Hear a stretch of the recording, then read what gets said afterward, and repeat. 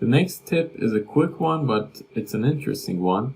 It's using the Unity's log system to find out what assets are taking up too much space in your game.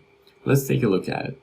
To find the build log file, you will have to go to the console window, and there is this option near it, this 3 dots, and if you click on it, you will see the Open Editor log section. Inside it, you will see this log file that holds all the information about the build of your game and actually everything related to your console. I'm not sure what exactly are the informations, but what is important for us here is the build report. And I will just hit Control F and I will type in here build report. I've already done that.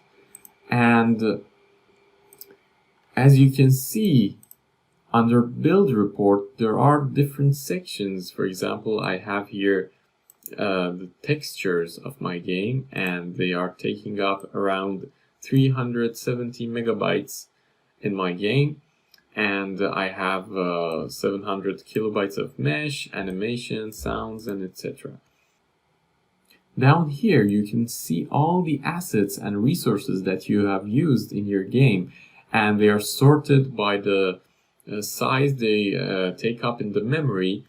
You can find out how much space each of these assets are taking up inside your memory. So there are sometimes assets or textures that you haven't used or are not necessary in your game, and they are taking up too much space. So in this way you can find out which assets are big in size, find it and delete it or compress it, change it with something else.